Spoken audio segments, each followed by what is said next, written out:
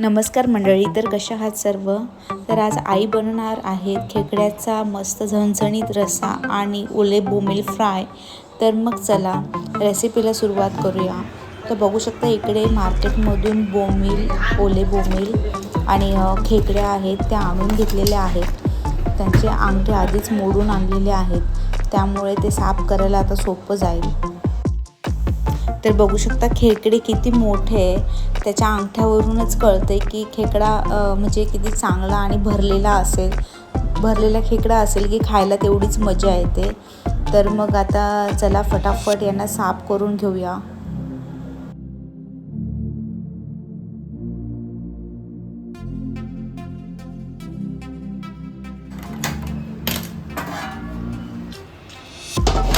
एवढा मोठा टोप झाला आता.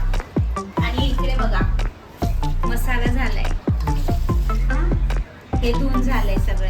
एक एक वांगी साफ केली पूर्ण, आणि कांदा, आणि ते बघा कांदा, खोबरं, अद्रक. काय ते कांदा, खोबरं, अद्रक, कोथिंबीर आणि खोबरं, बस. थोडं. आणि हे आणि आता हे खेकडी साफ करते. आता याला साईडने काढून साफ करून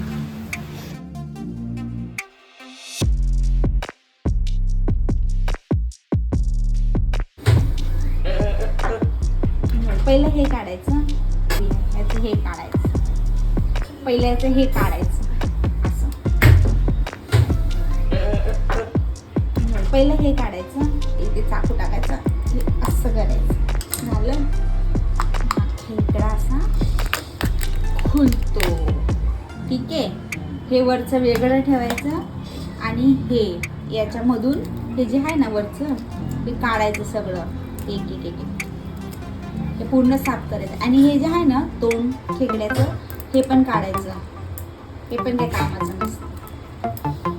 असं करायचं. हे काढलं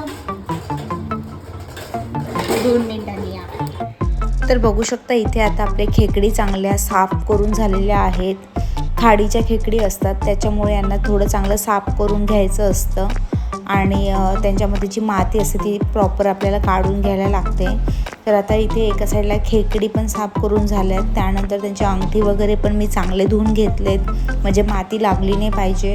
ओले बोंबील पण धुवून झालेत आणि खेकड्याचं वरचं जे कवर असतं ते पण मी साईडला ठेवून घेतलेलं आहे. तर मग चला आता खेकडीचा रस्सा बनवायला सुरुवात करूया. इकडे टोपामध्ये तेल टाकून घेतलेलं आहे आणि इथे खोबरं, लसूण आणि मिरची, कोथिंबीरची पेस्ट पण बनवून रेडी झालेली आहे. तर तेल तापल्यानंतर यामध्ये आधी लसूण टाकून घेऊया.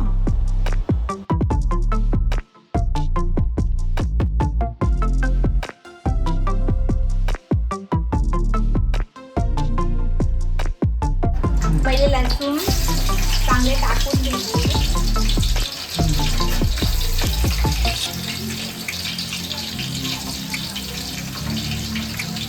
चांगले परतून घ्यायचे लसूणला.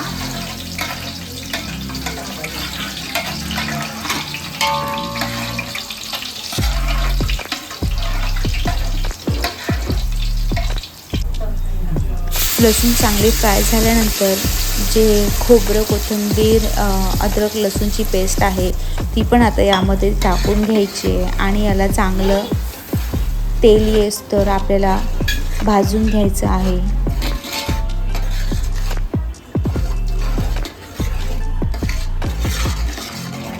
तर आता इथे वाटण टाकून झाल्यानंतर याला थोडं हलकं ब्राऊन होईपर्यंत यामध्ये आपल्याला आपले घरगुती मसाले टाकून घ्यायचे आहे.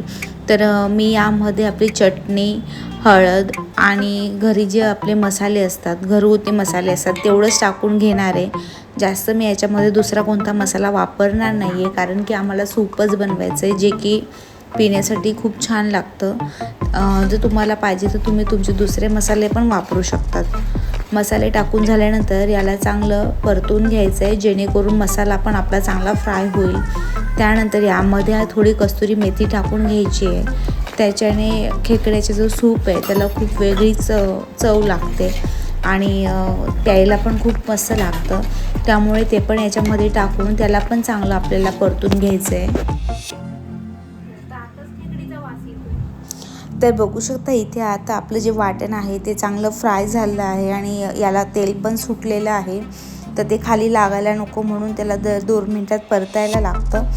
परतून झाल्यानंतर आता याच्यामध्ये चांगलं तेल आलं आहे, म्हणजेच मसाला भाजला गेला आहे. त्यानंतर आपण जे खेकड्यांचे नांगे काढलेत ते आधी आपल्याला यामध्ये टाकून घ्यायचे आहेत. नांगे टाकून झाल्यानंतर बाकी जे खेकड्याचा पार्ट आहे त्याच्यात गर असतो तो पण आपल्याला यामध्ये एक एक करून टाकून द्यायचा आहे आणि त्याला चांगलं आपल्याला एकजीव होईल असं परतून घ्यायचं आहे.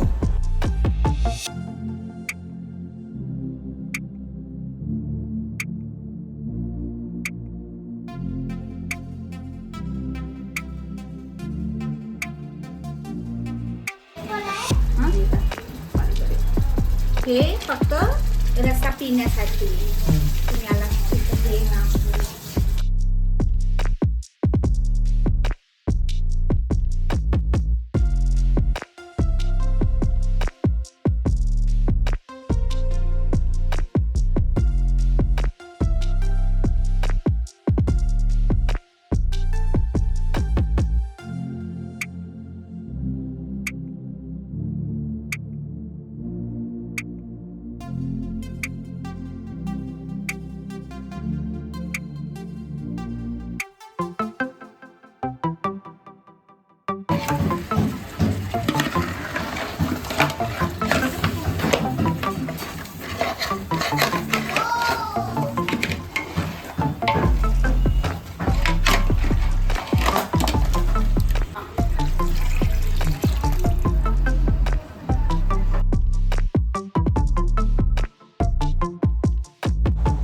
तर इकडे आता खेकडे मसाल्यामध्ये चांगले मिक्स झाल्यानंतर यामध्ये चवीनुसार वरून मीठ टाकून घेतलं आहे आणि त्यानंतर यामध्ये आपल्याला पाहिजे तेवढं सूपसाठी त्याच्यामध्ये पाणी टाकून घ्यायचं आहे आणि त्याला चांगलं म्हणजे 20 ते 30 मिनटं चांगलं आपल्याला उकळी आणून शिजवून घ्यायचं आहे. म्हणजेच खेकड्याचा जो अर्क आहे तो त्याच्यामध्ये उतरतो आणि तो रस्सा खूप छान लागतो पिण्यासाठी. म्हणजे सर्दी वगैरे असेल ना ती पण त्याच्याने जाते. त्यामुळे खेकड्याचा जो रस्सा आहे तो पिला पाहिजे.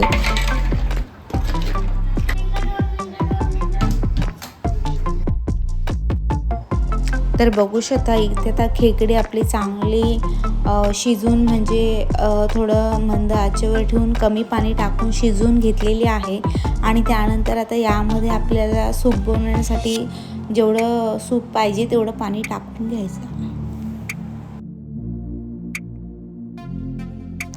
तर बघू शकता इथे आपला खेकड्याचा जो झणझणीत रस्सा आहे तो बनवून रेडी झालेला आहे.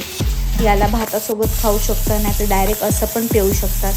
आणि त्यानंतर एका साईडला आपले जे ओली बोंबील आहेत त्याला रव्यामध्ये चटणी आणि थोडंसं हळद मीठ टाकून नॉर्मली असं त्याला तव्यावर फ्राय करून घ्यायचं आहे. त्याच्याने जे आपले ओली बोंबील आहेत ते एकदम कुरकुरीत फ्राय होतात. तर मग तुम्हाला रेसिपी कशी वाटली, आवडली असेल तर लाईक आणि कमेंट करून नक्की कळवा. चॅनलवर नवीन असाल तर सबस्क्राईब करायला विसरू नका. थँक्यू.